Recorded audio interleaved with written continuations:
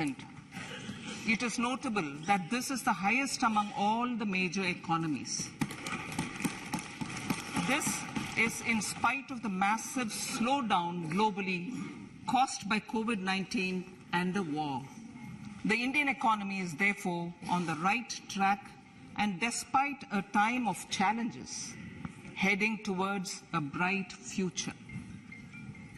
Today, as Indians stand with their head held high and the world appreciates India's achievements and successes, we are sure that elders who had fought for India's independence will, with joy, bless us in our endeavors going forward as well. Our focus on wide-ranging reforms and sound policies implemented through Sabka Prayas, resulting in Jan Bhagidari and targeted support to those in need, helped us perform well in trying times. India's rising global profile is because of the several accomplishments: unique world-class digital public infrastructure, example, Aadhaar, CoWIN and UPI, COVID vaccination drive in unparalleled scale and speed, proactive role in frontier areas such as achieving the climate-related goals, Mission Life and National Hydrogen Mission. During the COVID-19 pandemic, we ensured that no one goes to bed hungry with a scheme to supply free food grains to over 80 crore persons for 28 months. Continuing our commitment to ensure food and nutritional security, we are implementing from 1st January 2023 a scheme to supply free food grain to all Antyodaya and priority households for the next 1 year. Under PM Garib Kalyan Anna Yojana, the entire expenditure of about 2 lakh crore will be borne by the central government.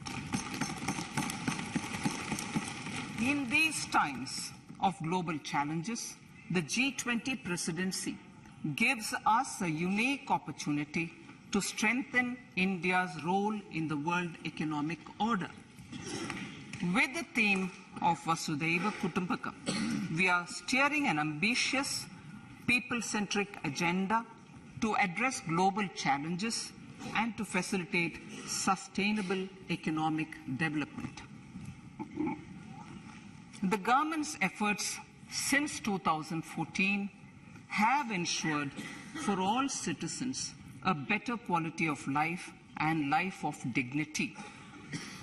The per capita income has more than doubled to 1.97 lakh rupees.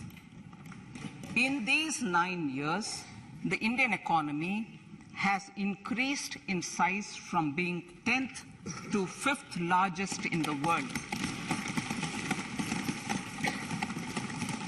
We have significantly improved our position as well as a well-governed and innovative country with a conducive environment for business as reflected in several global indices.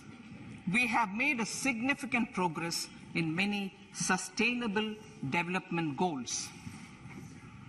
The economy has become a lot more formalized as reflected in the EPFO membership, more than doubling to 27 crore and rupees 7,400 crore digital payments of 126 lakh crore rupees through UPI in 2022.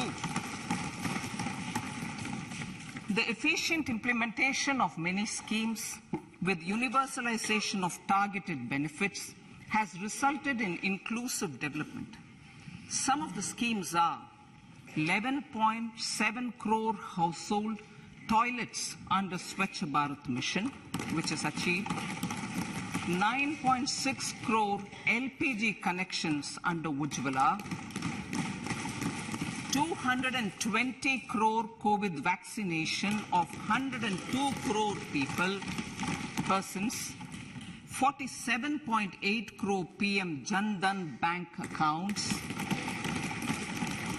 insurance cover for 44.6 crore persons under PM Suraksha Bima and PM Jeevan Jyoti Yojana, and cash transfer of 2.2 lakh crores of rupees to 11.4 crore to over 11.4 crore farmers under PM Kisan Samman Nidhi. Our vision for the Amrit Kal includes technology-driven and knowledge-based economy with strong public finances and a robust financial sector. To achieve this, Jan Bhagidari through Sabka Saath Sabka Prayas is essential. The economic agenda for achieving this vision focuses on three things.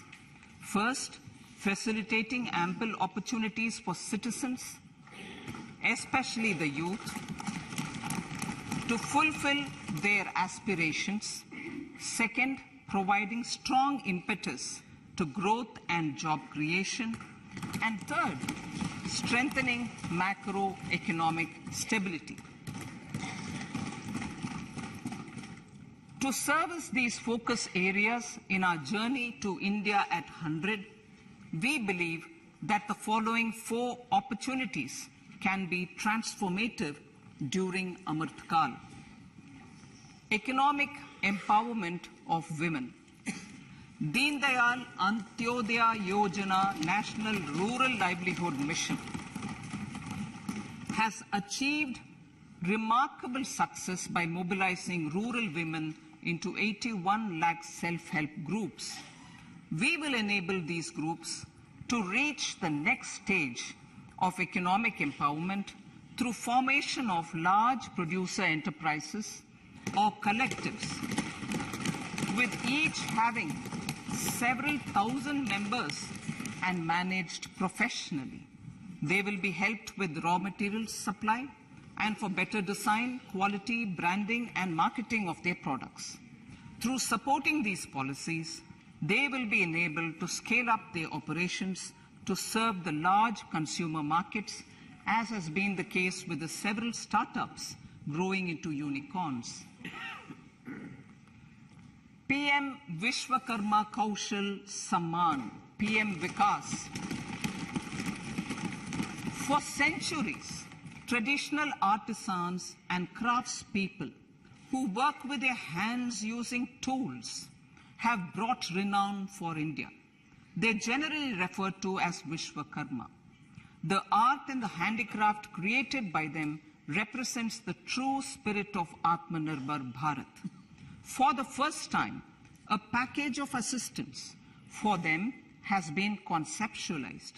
The new scheme will enable them to improve the quality, scale, and reach of their products, integrating them with the MSME value chain. The components of this scheme will include not only financial support, but also access to advanced skill training, knowledge of modern digital techniques, and efficient green technologies, brand promotion, linkage with local and global markets, digital payments, and social security. This will greatly benefit the scheduled castes, scheduled tribes, OBCs, women, and people belonging to the weaker sections. Tourism. The country offers immense attraction for domestic as well as foreign tourists. There is a large potential to be tapped in tourism. The sector holds huge opportunities for jobs and entrepreneurship for youth in particular. Promotion of tourism will be taken up on mission mode with active participation of states, convergence of government programs, and public-private partnerships.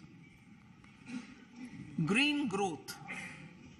We are implementing many programs for green fuel, green energy, green farming, green mobility, green buildings, and green equipment, and policies for efficient use of energy across various economic sectors. These green growth efforts help in reducing carbon intensity of the economy and provides for large-scale green job opportunities.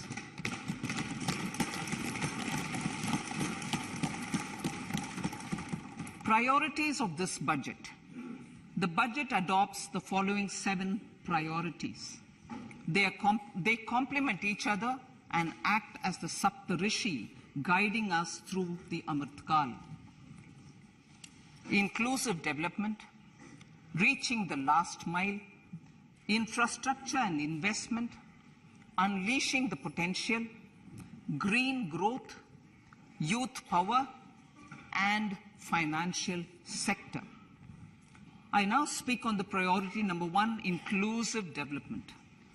The government's philosophy of Sabka Saath, Sabka Vikas has facilitated inclusive development covering in specific farmers, women, youth, OBCs, scheduled castes, scheduled tribes, Divyangjan, and economically weaker sections, and overall priority for the underprivileged, Vanchiton ko Variyata. There has also been a sustained focus on Jammu Kashmir, Ladakh, and the Northeast. This budget builds on those efforts. Digital public infrastructure for agriculture. Digital public infrastructure for agriculture will be built as an open source, open standard, and interoperable public good. This will enable inclusive farmer-centric solutions through relevant information services for crop planning and health, improved access to farm inputs, credit and insurance, help for crop estimation, market intelligence, and support for growth of agri-tech industry and startups.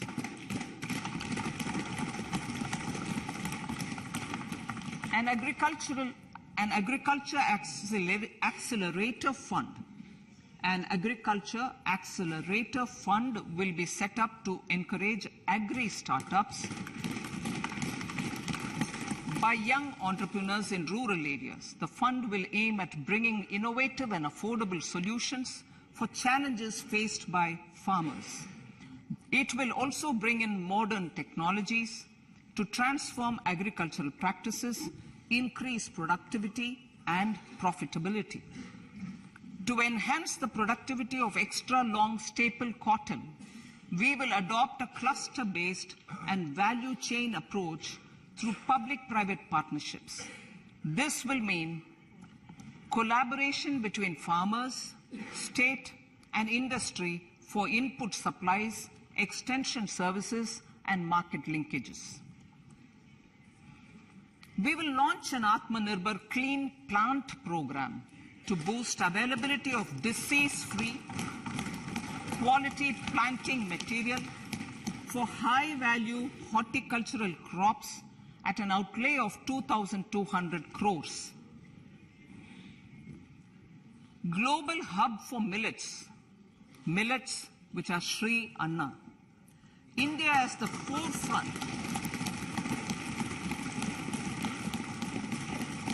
India's at the forefront of popularizing millets, whose consumption furthers nutrition, food security, and welfare of farmers, said the Honorable Prime Minister. We are the largest producer and second largest exporter of Sri Anna in the world. We grow several types of Sri Anna, such as Sri Anna Jowar, Sri Anna Ragi, Sri Anna Bajra, Sri Anna Kutu, Ramdana, Kangni, Kutni, Kutki, Kodo, China, and Sama. These have a number of health benefits and have been an integral part of our food for centuries. I acknowledge with pride the huge service done by small farmers in contributing to the health of fellow citizens by growing these Sri Anna. Now, to make India a global hub for Sri Anna, the Indian Institute of Millet Research, ideally Indian Institute of the Sri Anna Research, Hyderabad, will be supported as the center of excellence for sharing best practices, research, and technologies at the international level. The agricultural credit target will be increased to 20 lakh crores with focus on animal husbandry, dairy, and fisheries. We will launch a new sub-scheme of PM Matsya Sampada Yojana, which is an existing scheme, but we launch a new sub-scheme with targeted investment of 6,000 crores to further enable activities of fishermen, fish vendors, and micro and small entrepreneurs, improve value chain efficiencies, and expand the market. For farmers, especially small and marginal farmers and other marginalized sections, the government is promoting cooperative-based economic development model. A new Ministry of Cooperation was formed with a mandate to realize the vision of Sahkar Se Samriddhi. To realize this vision, the government has already initiated computerization of 63,000 primary agricultural credit societies with an investment of 2,560 crores, 2,516 crores. In consultation with all the stakeholders and the states, model bylaws for PACS were formulated, enabling them to become multi-purpose PACS. A national cooperative database is being prepared for countrywide mapping of cooperative societies. With this backdrop, we will implement a plan to set up massive decentralized storage capacity.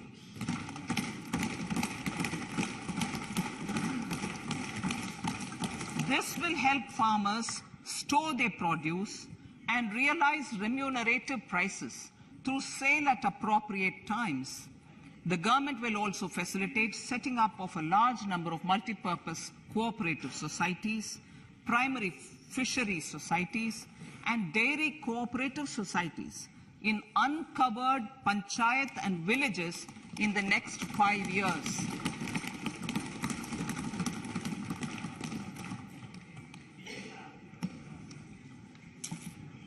Health, education, and skilling.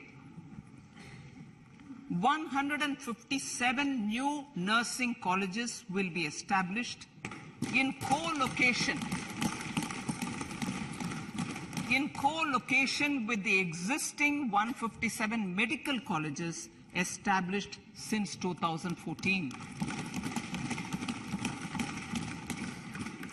A mission to eliminate sickle cell anemia by 2047 will be launched. It will entail awareness creation, universal screening of 7 crore people in the age group of 0 to 40 years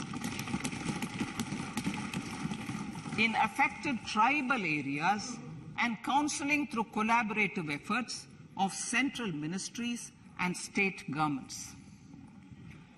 Facilities in select ICMR labs, Indian Council for Medical Research labs, will be made available for research by public and private medical college faculty and private sector R&D teams for encouraging collaborative research and innovation. A new program to promote research and innovation in pharmaceuticals will be taken up through centers of excellence. We shall also encourage industry to invest in research and development in specific priority areas.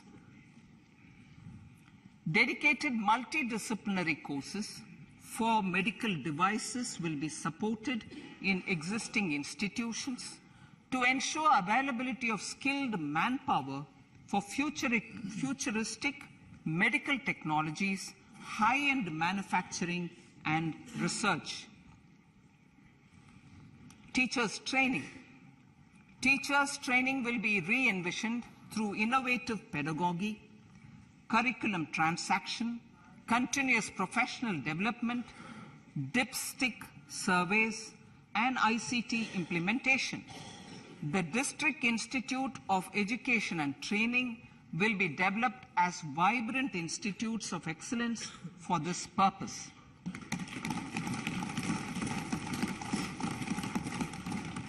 National Digital Library for Children and Adolescents. A National Digital Library for Children and Adolescents will be set up for facilitating availability of quality books across geographies, languages, genres, and levels, and device-agnostic accessibility.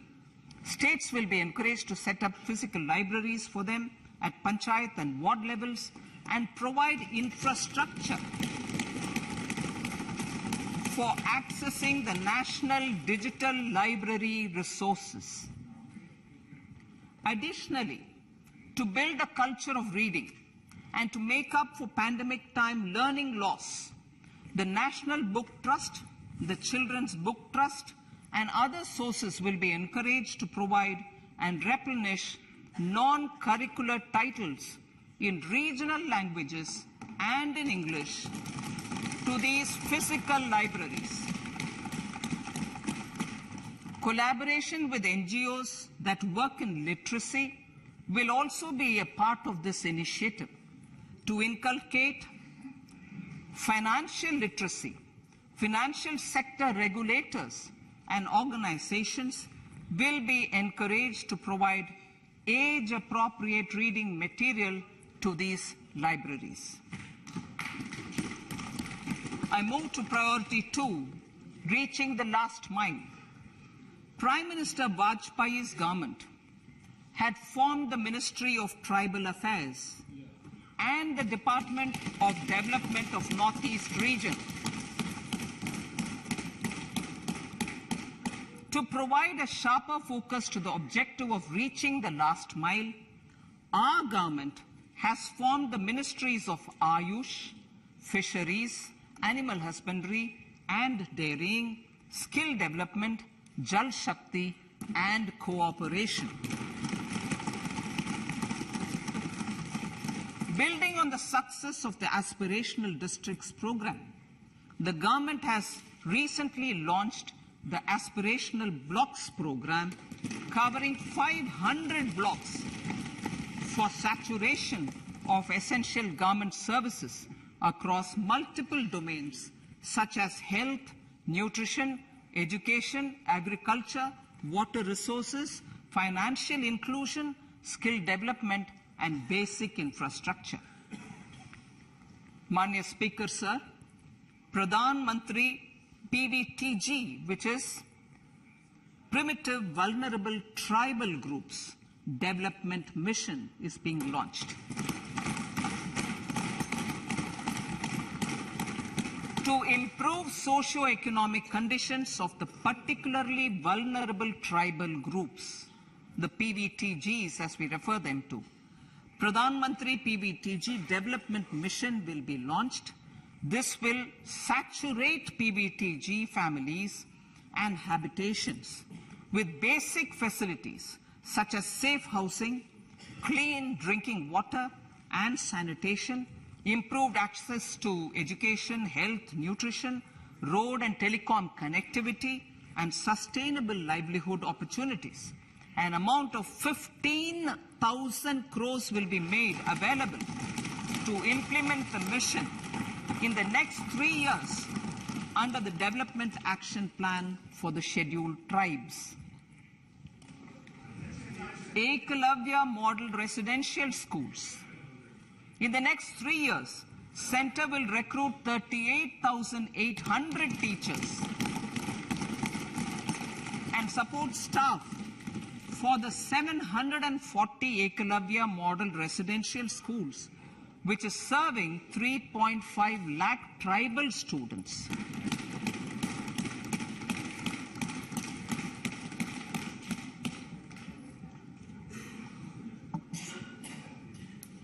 In the drought-prone central regions of Karnataka, Central assistance of 5,300 crore will be given to Upper Bhadra project to provide sustainable micro irrigation and filling up of surface tanks for drinking water. PM Awas Yojana. The outlay for PM Awas Yojana is being enhanced by 66% to over 79,000 crores. Bharat Shared Repository of Inscriptions will be set up in a digital epigraphy museum with digitization of 1 lakh ancient inscriptions in the first stage. Support for poor prisoners. For poor persons who are in prisons and unable to afford the penalty or the bail amount, required financial support will be provided.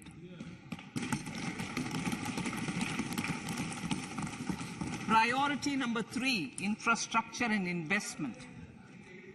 Investments in infrastructure and productive capacity have a large multiplier impact on growth and employment. After the subdued period of the pandemic, private investments are growing again. The budget takes the lead once again to ramp up the virtuous cycle of investment and job creation. Honorable Speaker, sir, the capital investment outlay is being increased steeply for the 3rd year in a row by 33% to 10 lakh crores, which would be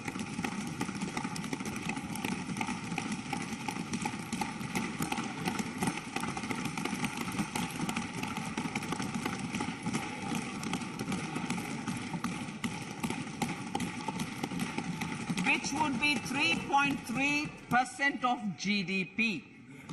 This will almost be 3 times the outlay made in 2019-20.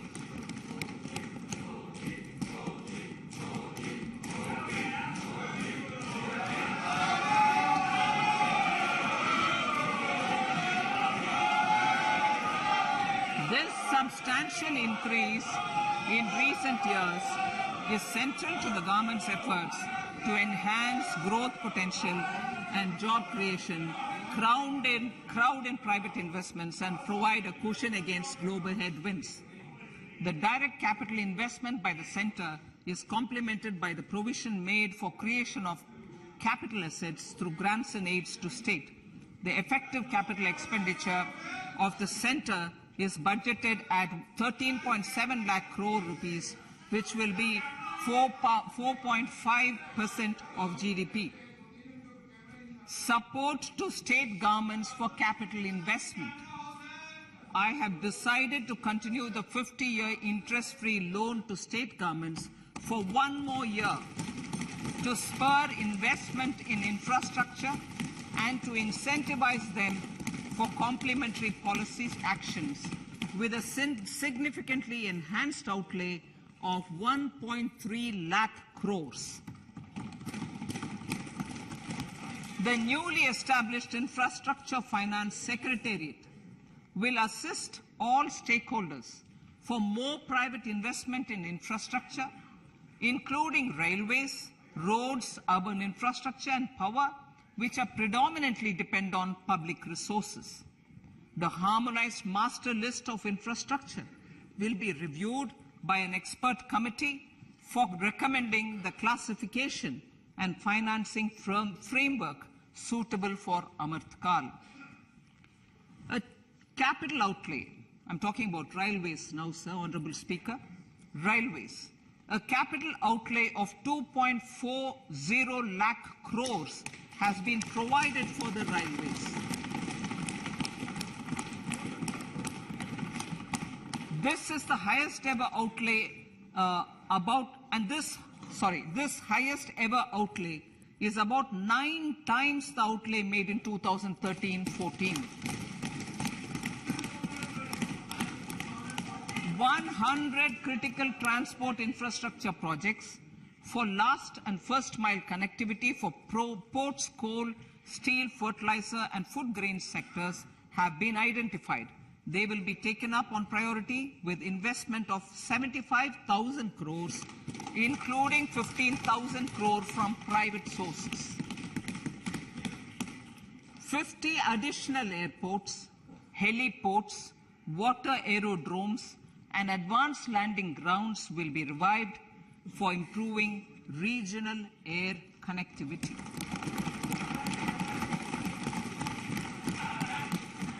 Sustainable cities for tomorrow.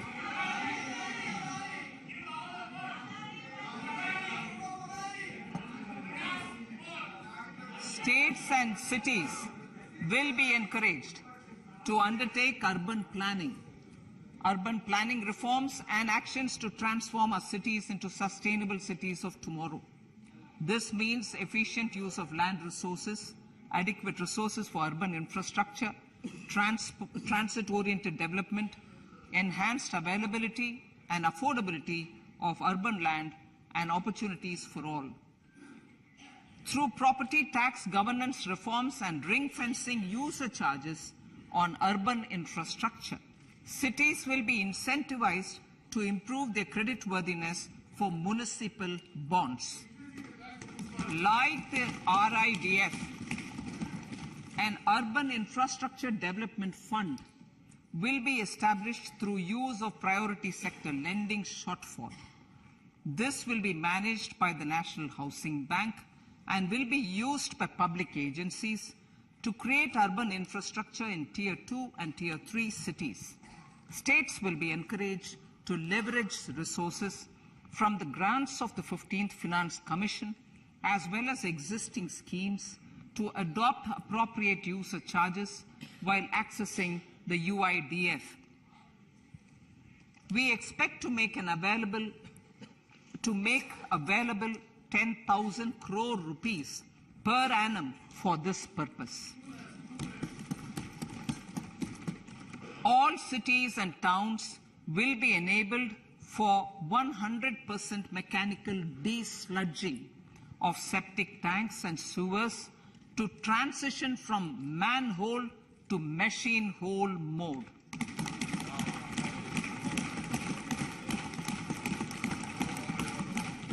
Enhanced focus will be provided for scientific management of dry and wet waste. Honorable Speaker, sir, our Prime Minister had said, good governance is the key to a nation's progress. Our government is committed to providing a transparent and accountable administration which works for the betterment and welfare of common citizens. Mission Karma Yogi. Under Mission Karma Yogi, centre, states and the union territories are making and implementing capacity building plans for civil servants. The government has also launched an integrated online training platform, I Got Karma Yogi, to provide continuous learning opportunities for lakhs of government employees to upgrade their skills and facilitate people-centric approach. Sir, for enhancing ease of doing business, more than 39,000 compliances have been reduced and more than 3,400 legal provisions have been decriminalized.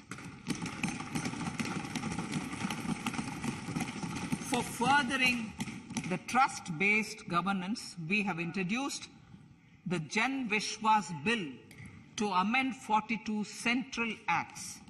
This budget proposes a series of measures to unleash the potential of our economy. Centers of Excellence for Artificial Intelligence.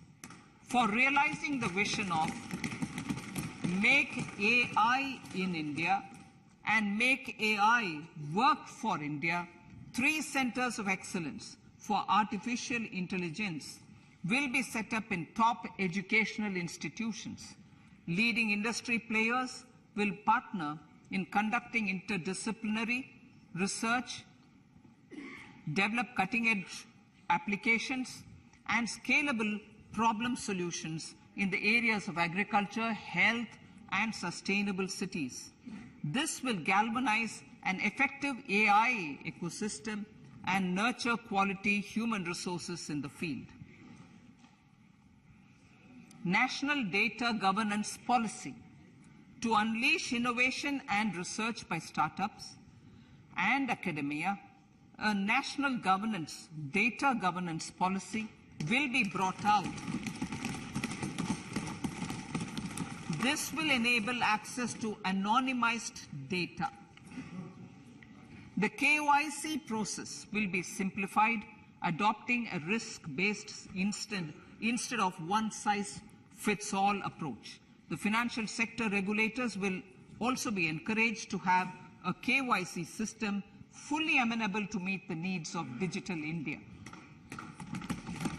One-stop solution for identity and address updating. A one-stop solution for reconciliation and updating of identity and address of individuals maintained by various government agencies, regulators, and regulated entities will be established using DigiLocker service and Aadhaar as foundational identity. Speaker, sir, common business identifier.